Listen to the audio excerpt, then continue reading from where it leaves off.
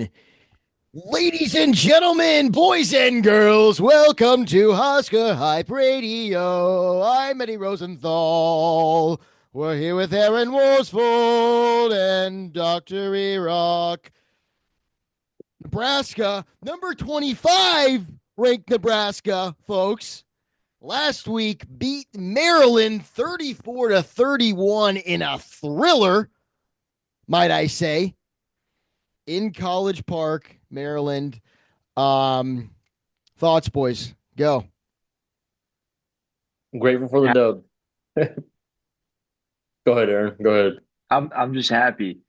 That's all I can say. I'm low key kind of sad. I had a phone call with Tyler Sidwell, friend of the program, right after the game, and I was like, I honestly wouldn't be upset if we weren't ranked after this game, just to keep that extra edge on our shoulders.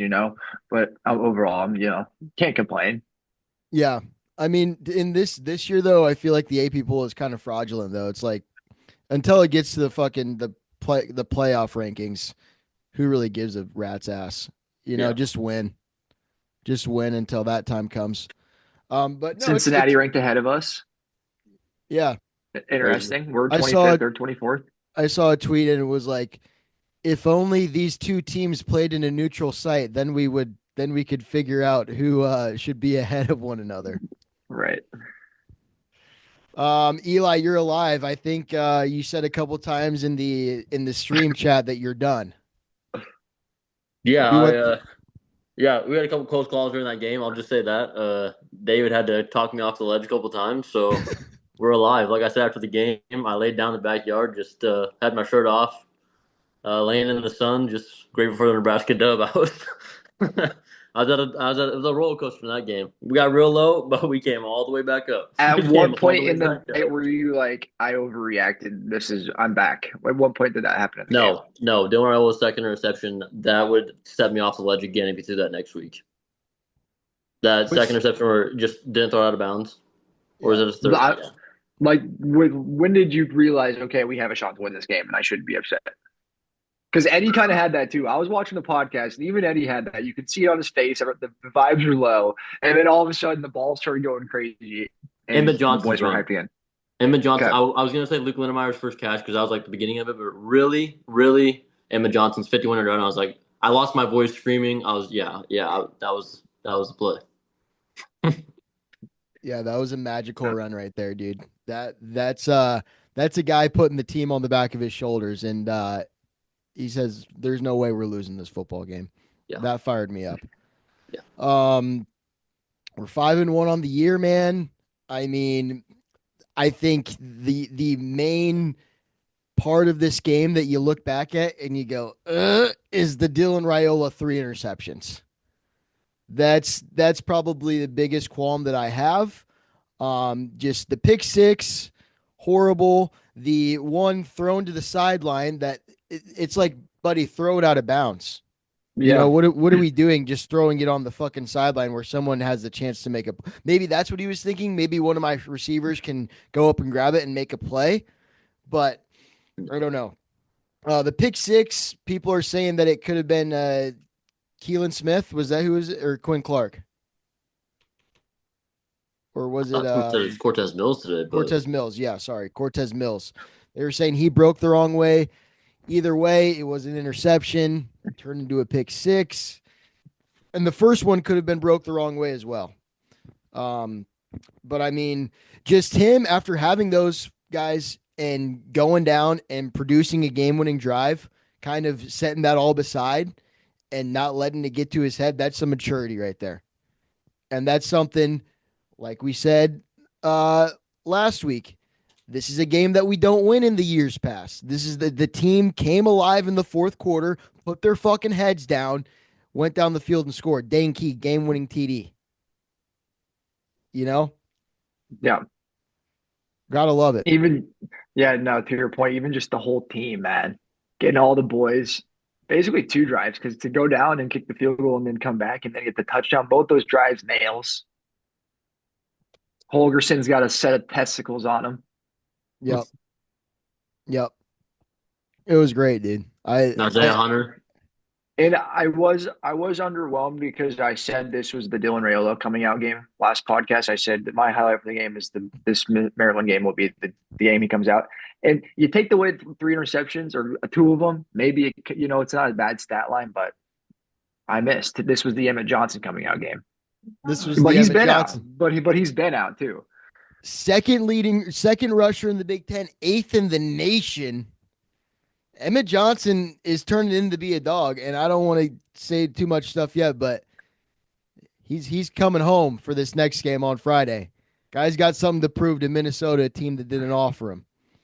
And you think that he was ferocious in that game? You just wait till he's back in Minneapolis in front of his family, baby. Yeah. I was listening to his press conference today. I was on a drive and he was just talking. I was like, oh baby. What else do we have on the game? Do we want to start with the offense? Kind of break them down a little bit. That was our little recap right there. Let's go offense, defense, special teams. What do we think? Or do we want to get to the burning question? Let's start with the burning question. I think we start with the burning question. Folks, there is no surprise here. You know what we're going to say if you're a Husker fan. James Franklin fired. Everyone's saying it's Matt Rhule. Everyone's saying it's Matt Rhule, man. I got sources within that Matt Rhule is going to be headed to Penn State at the end of the season, in the middle of the season, who knows? But a lot of people, he's favorite to be the next Penn State head coach. What do we think, fellas? Everybody outside the locker room saying that. That's what I think. Everybody inside the locker room is saying he's not. So I'm going to go with that, even because maybe that's what I want to believe. So either way, yeah, that's what I'm going with. Dylan Raiola press conference today. He said he ain't going nowhere. And I mean, this is an 18-year-old kid like looking up to a father figure almost and being like, you're going to stay, right, Dad? You're not going anywhere, right? You're not. But I mean, yeah. I think honestly at this point, call me crazy, is Nebraska the only thing different between Nebraska and Penn State in this job cycle or head coaching phase of college football, I feel like, is just that he went there. He went to Penn State. Other than that, we have everything else Penn State has, or more, yeah. or more. Yeah, no, I agree with you. Resources we have are there. I mean, Penn State, we're two historical programs. It's pretty much neck and neck. We've won national championships a lot sooner than they did, or what do you say? Recently, yes. There's the word. I think they've only won one or two in their whole fucking existence. And they're a bunch of pedos. So like, I mean, just also the AD there, apparently him and Rhule are really tight. But my thing is, this is my biggest thing, is Penn State even going to fucking offer it to him? Like, are they looking for a high profile coach, a guy that has done more? Don't get me wrong. Matt Rhule turned around Temple, turned around Baylor, but they fired James Franklin because he can't win the big games.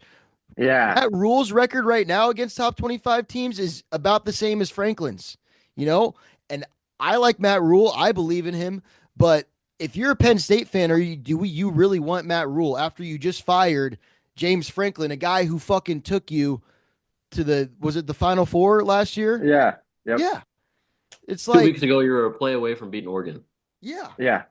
And is this Penn State's Bo Pelini firing or Frank Solich firing? Bro, I feel like it. Yeah. Yeah, I just don't know. And then you look at Matt Rhule, Penn State is home, but Scott Frost, Nebraska was home for him too. Yeah. Because what's going to happen to Matt Rhule in 3, 4, 5 years when he makes one, maybe 12-team playoff? Right. They're going to can his ass. Right. And it's like, who wants to take that job, bro? If James Franklin, he just fucking lost to Northwestern and UCLA back-to-back weeks. Okay, I get it. But they'll throw the bag. I think their budget's pretty high for head coach too. Yeah. No, they're going to throw the bag. Yeah. You also got to buy out Rhule. I heard that it's only $5 million though if he goes to another school and he's not fired. which it's not 50 million, whatever. But I mean, that's 55 million out of Penn State's pocket. But no, they're going to get a high profile guy. I just hope it's not Matt but not Rhule, our bro. guy. Yeah, not our guy. Not our guy. And Matt Rhule said, Julie decides where he lives, where we live. So I hope that she really likes Nebraska. I think maybe it's time to give your mom some gift cards to Julie's Salon in Lincoln so that we Oh, can good get that point. place booming. Great point. Let's get that business booming in Lincoln, baby. That's all I want to talk about for now. I don't think I think you just got to let the season roll. It's not in our hands, but And it I think sucks. the more games we win, though, the likelier he'll stay. Yeah, yeah. If we lose out, we're not going to lose out. If we Kind of lose out, the Buddy same might be gone. Signetti deal. It's What the I think same. is that I don't. What I think is that Eddie, you hit the nail on the head earlier. They're not shooting for Penn State or Matt Rhule at Penn State. They're not paying $50 million to get something exact what they just had the same exact product on the field. But I also think of what Matt Rhule said yesterday in his press conference was trying to get Nebraska donors to spend more money because he said Nebraska donors or Nebraska's telling me that that's not the Nebraska way. Don't spend $40 million on roster. Well, that's how it should be if you guys want to win. That's basically what he said yesterday. And then Damon Benning went on his morning show this morning and said, "I think Matt Rhule knew what he was trying to do yesterday, and I think the people up top heard him. So They're listening. yes, I think that the donors are gonna Knock knock. Warren Buffett. Hello. no." Should we Dude, pick it Warren up? Buffett, no. Nebraska tried naming the business school after him. I learned this yesterday, and all I had to do was donate $1. He's like, I'm not giving $1 to Nebraska. So I don't think he's donating no money to the football team. What a little cock brain, bro. That's exactly what I thought. I said, man, fuck I think Buffett. I think he's a Creighton guy. I mean, he's friends with Sue. Yeah, You he know, likes Sue. but all right. Well, then fuck you, Warren Buffett. Yep, yep. Fuck that Don't guy. you fucking dare say that to the Oracle of Omaha. He's not the Oracle of Lincoln. Tommy Osborne. Um. All right. Yeah. So that's over with. One more thing I want to say is, like you said, Aaron, if we get to where a point to where Nebraska is a better place, like Kirk Sidnetti, right now he said he wants to stay at Indiana because he's winning there. Why would you want to fucking leave there? And if Matt Rhule can win out here, why would he want to leave here? Building something, unless it is his dream job, I guess. But It is home. it is home. But Well, yeah, it's such a young team too, dude. Like it'd be like a travesty if Yes. he left now. Yeah. bro, and all of this when we're 5-1, we're going to Minnesota, like we're on a fucking roll, bro. Like and then like that Eli shit is- said, this is not happening in the locker room. Everybody in the locker room knows that coach is dialed the fuck in for Minnesota. This is just for us guys to talk with microphones. I hope so, bro. Yep. It I hope is. so. Mhm. But dude, just kind of a buzzkill. Whatever. Everybody knows that Nebraska fans freak out. Yeah. It's just notorious. That you want to get clicks, start Nebraska, da da da da. Everybody's clicking. Monday So morning. who do you think their fucking top 3 guys are? That's what I'm thinking too. I feel like there's not even that many guys that like Marcus Freeman, fit the Signetti. mold. I don't know who number 3 is. Maybe Eli Drinkwitz at Missouri. I heard Brian Kelly's name swirling around, but why would he leave LSU at that point? Yeah. I don't know. Brian Kelly's also nuts. And also, yeah, maybe Penn State has money, but like, is it really a sought after job right now after what they fucking did to Franklin? Like, do you want to have that fucking pressure on you? Depends how much they're paying. Yeah. Now what's the number? Yeah, and then if I fuck up, okay, then give me $50 million to have me leave. Fine. Exactly. That's the best job in Yeah. the country. A fired football coach. Franklin's got paid $50 million. True. Fuck. All right. Enough of the sadness talk. Let's talk about this game. Offense. What do we have total yards? 453 total yards. 260 of those yards through the air.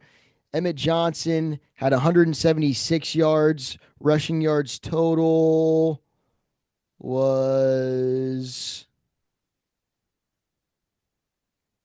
I lost it. Do the math, whatever. Emmett Johnson had the majority of the yards. But offense, I feel at times just did their thing. I mean, the running game, spectacular. That offensive line, let's talk about that offensive line, man. Major step from Michigan State. And apparently Maryland, they had those two guys up on the line that were a big problem. People were talking about them, how they could be a problem for Nebraska. We seemed to handle them pretty damn well. Emmett Johnson averaged 8 yards a carry. You know? And that's through the middle. I think most of those running plays were up the middle as well. Mm-hmm. So That was Dana said on this conference today that was the scheme they drew up. They didn't want Dylan to have the ball a lot in his hands. He was tired of seeing him getting a hit, so he wanted to run the goddamn ball. 193 rushing yards. There it is. And EJ had 176 of those. And I mean, Dylan, the whole time, I felt like he had time in the pocket. There's a pocket that developed. He stepped up and threw, made balls. 3 interceptions. Yeah, we talked about that already. But Do you other guys than that, remember when he got his knee hit in that cheap shot and he went to the tent? That's when I Yes. sent that. I'm done. That's when I sent that. That's when I sent that. I was like, yep, I'm done. bro, if that would have turned into, knock on wood, and fucking Anything. Latif Mania. Yeah, anything. no, I would have called for that guy should be suspended. He should be suspended for a game, bro. That's fucked up. He was limping. He comes up limping and then you give him a push like that? That's like the same as last night what fucking the guy did to Juju after the game, bro. They're suspending him Yeah. for a game. That's in game too. And it's college, so they're even more strict about that shit. During the broadcast, like they were showing the sidelines of Dylan sitting there talking to the trainers and whatever, and like trying to get all warmed up. And Latif was like bouncing around, fired up. So in that moment, when I just seen that, I was like, "Oh my god, did Latif get the nod? Is he going in?" But then he didn't. And then Dylan took a massive sack in the half, Mm-hmm. Yeah. and I was like, "Oh my god." Wide receiver play, Isaiah Hunter, have a day, 5 receptions, 125 yards, 2 touchdowns. He hit that screenplay again with both shoes on. Aaron highlighted that on Husker Hype Radio. We got that was an electric moment in the stream, I think. Yes. Very fun, very exciting. Pritchett was Tight ends. downfield blocking on that play. A lot of downfield blocking. I love that fucking screenplay, bro. And then his other touchdown in the end zone. Tight ends, we had a Lindenmeyer touchdown in the end zone. A beautiful catch. Dylan put that through a thread, bro. That was crazy. Yeah, he made some throws where the same with the Dane Key touchdown, the game-winning touchdown, putting it only. That reminded me of the one that he did against Kansas City, the Dane Key touchdown there too, when he just like threaded it. Eli has a great video of it where he threaded it over the top. It looked like it was a hell of a lot harder of a throw, seeing it from the end zone than from the sideline. And that throw right there, just perfect for Dane Key to catch. Dane did get one called back too on the Emmett Johnson OPI. And I mean, I was thinking about it today. It was incidental, but then you can also go and say any holding call was incidental, you know? Yep. So, like, at the end of the day, I do think it was a pass interference. It didn't seem like bullshit at the time because he was just running his route. Just so happened that guy was there and fucked it all up for us. But yeah, pretty shitty. Just wrong place, wrong time for Emmett there. Yep. Did we end up scoring on that drive? At least a field goal because we were in Maryland territory, I feel like. I don't remember. I had a couple old beers. Yeah, I was on the roller coaster. I mean, that's about it for offense, man. 3 for 7 on third down. Still got to figure that out. Heinrich Harburg, one-hand snatch, clutch. Very, very, very. How about that again, first drive, 4th and 2. We go for it. We don't come up with it. What do we think about this, boys? I mean, I feel like it's a trend for the past 3 games. I texted it to the group. I said, take the fucking points. Take the points. Just take the points. Please just take the points. I think so. Looking forward, that's how Rhule is probably going to look at it. I don't know, Because man. I don't know. I feel like in that scenario, because I remember posting in the chat on the stream there, and I was like, it just seemed like we kind of broadcasted what we wanted to do. But then I think homie missed a block too. So it's like, I don't know, man. I like the aggressiveness. I don't mind that at all. no, I like it too if it fucking works, but it seems to never do work. I like So just take the points. yeah, and then what's Yeah, more of a momentum like swing? Like, yeah. hey, stop on 4th down or going up 3-0. Like the momentum's still on our side if we get points, but if we fucking don't make that, then momentum changes. Yeah, especially in a away field and their fans get fired up, defense Right. is fired up. Yeah. Well, yeah. However, that was Mini Memorial Stadium that game. that was Nebraska East. Maryland, yeah, Nebraska East. Switch it over to defense. Defensive play overall, what did you guys think? Williams Nwaneri was worth every dollar. Andrew Marshall might be my favorite player on defense to watch. Just his tackling in the open field when it's like screens by the wide receivers, he always comes up with a tackle. Except for the toss play on their touchdown, he got juked out there on that one. Your boy must have missed that one.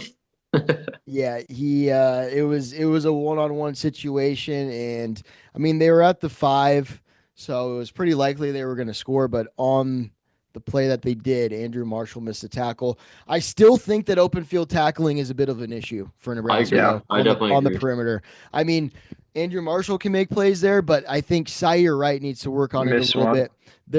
There's a few, I think, where there were screen plays where he's back there, has the guy wrapped up, and he goes and gets a first down. Rex Guthrie in the first half.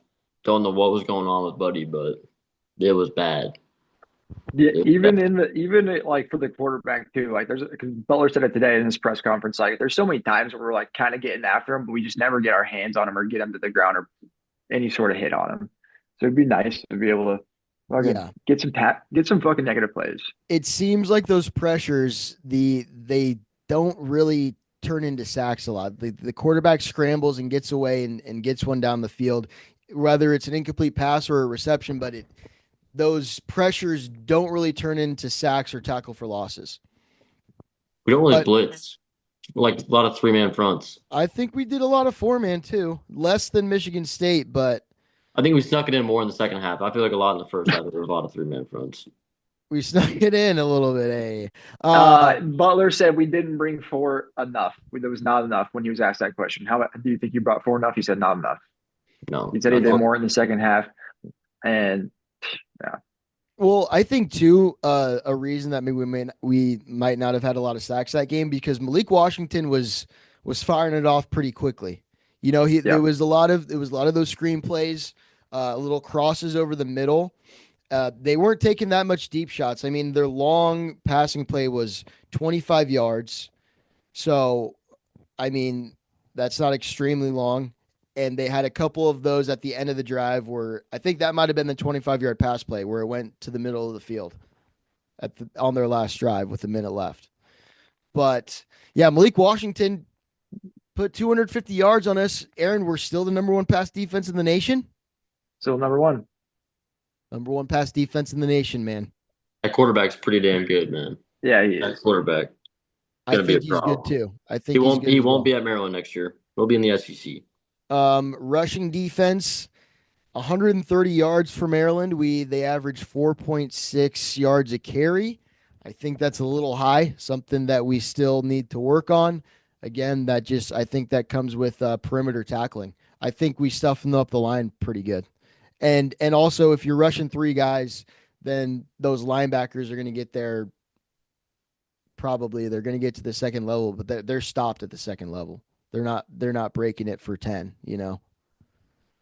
So I'd say neutral, not a positive or a negative, but it didn't seem like any big runs were broke. I could be wrong.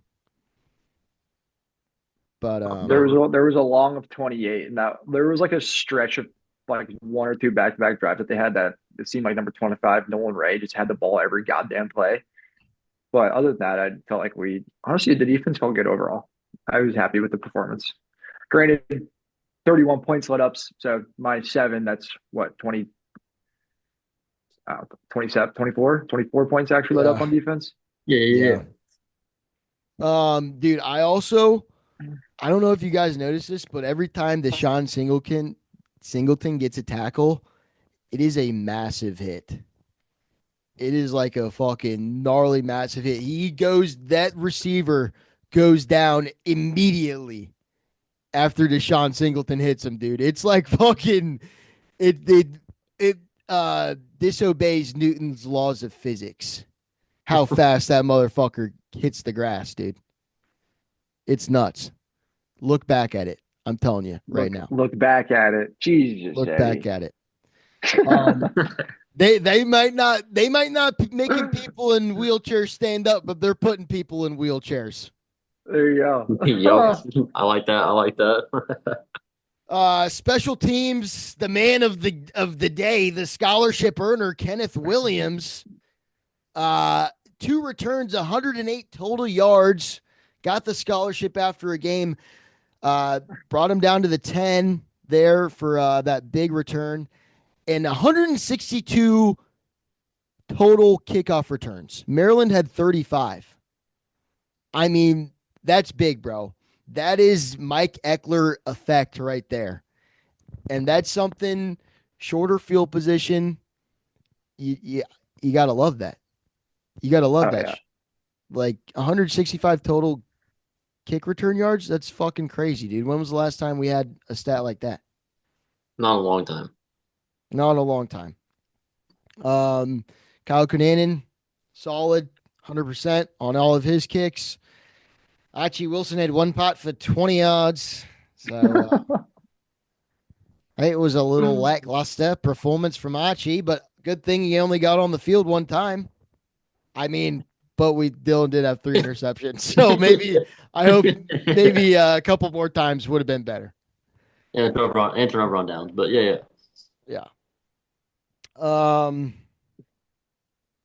What else, boys? What else about this Maryland game? On to the next. It's on to the next one. Feels like it. Yep. Time Minnesota. a long time. I quick questions. Who do you?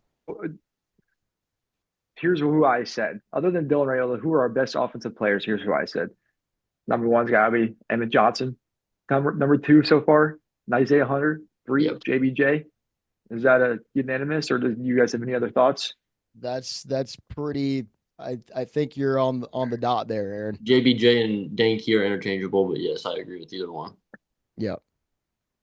There is a quote I want to put on from Dane Key in his press conference. Got the game-winning touchdown. I think he had 4 receptions or something this game. Good amount of yards. After last week, coming off of 0 catches, no yards. And in the press conference today, he said, I don't care what stats I'm getting. I'm putting out good film, and I'm on a winning football team. So that's all that matters to me. And that's what you fucking love to hear from a senior wide receiver right there. A guy who wants to go to the league. Yes, he does, and he's bound to do it. But his top priority is winning football games. And that's the selflessness in the locker room right there. That just speaks to what that locker room's doing. They're going, as long as we fucking win, dude, I'll do whatever I got to do as long as we win football games. You love to hear that from Dane Key. Absolutely. Love it.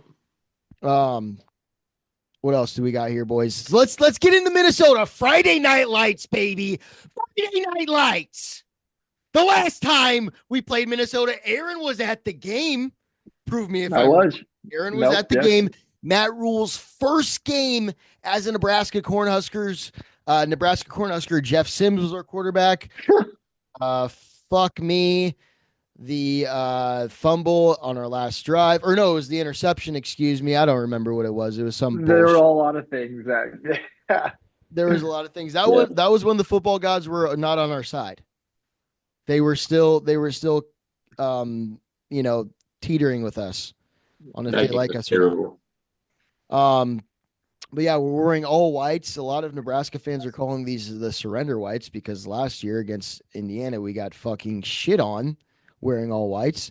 However, Matt Rhule, he says, let's go ahead and do it. And I saw that the last time we wore all whites against Minnesota, we won 48-20. Okay. Spin zone. Okay. And I this is my opinion. I think the all whites are probably the nicest uniform combo that we have.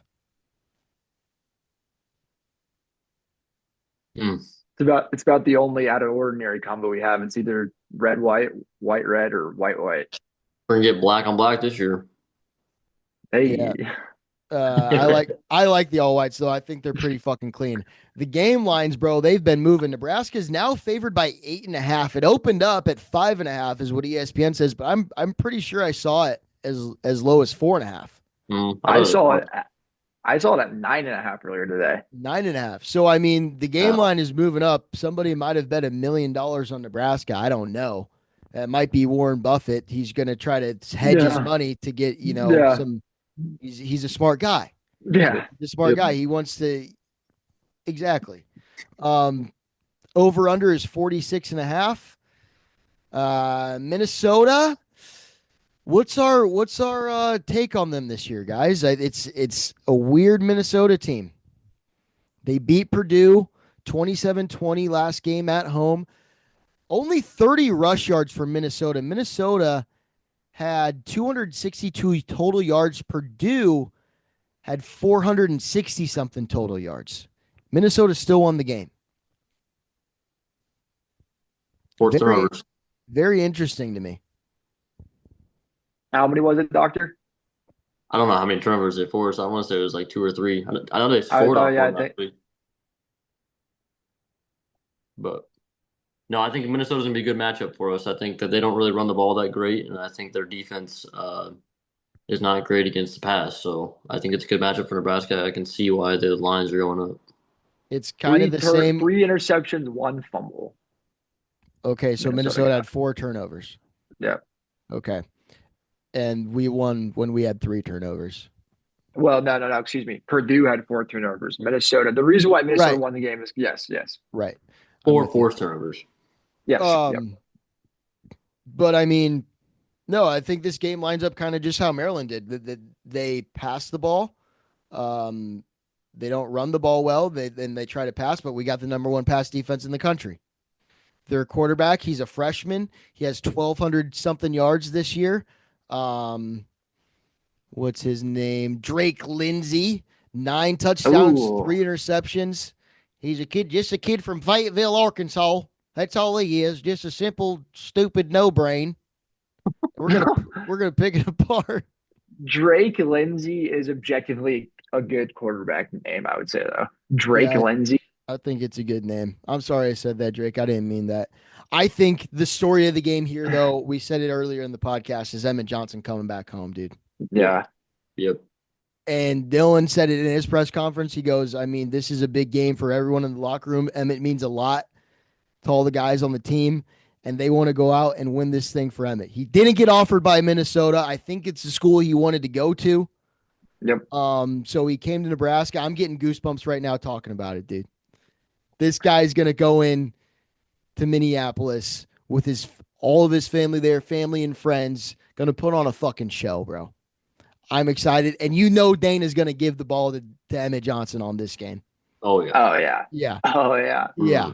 Yeah. So I'm excited for this one. Offense, I think it's going to be electric. Defense, I think they just got to keep doing what they do. Passing wise and rush defense, send a little more guys, some pressure to that. Take care of the ball. Stuff like that John Butler said, hit the shit out of the quarterback. Oh, sorry about that, folks. Yep. Yep. They're going to hit the. He probably says something worse to the team. He said that in the press yeah. conference. Think about what he's saying to the team. You know, one thing I love about John Butler is you can tell every week, every press conference, he kind of lets up a little bit more and more. He has that hard ass persona where he's not going to say shit like a Belichick kind of vibe, but now he's kind of showing some personality, dropping some F words, some shits and fucks. Just dropping some shits and fucks. Yeah. Yeah, no, I like John Butler as our DC, dude. I think he's a football guy. Football guy. Um, what else do we got for Minnesota? I mean, 34-17. 34-17. Should I stick with the 42-10? I want it to hit so bad, baby. I'm gonna go 42-14. 42-14. 45-14, excuse me. We had a Kyle Kinnanen field goal. I'm gonna say 34-20. 34-20. Okay. Guys, before the pod we started recording, I got some fan discussion topics going on. One of them is, should Nebraska be looking at Dan Lanning as OC or maybe just an assistant? Well, I think that Dan Lanning is more of a defensive guy. So I don't know about that. Assistant, though, we could look at him somewhere. James Franklin, he's available. We could put him as like assistant linebackers coach or something, possibly. Tight ends coach, analyst. Does Cornhusker give good top? Don't really know what that one means. I think he's referring to fellatio, but I'm not going to answer that one. The other one, I'm not even going to say. Aaron doesn't want me to say it. Good idea. A good idea.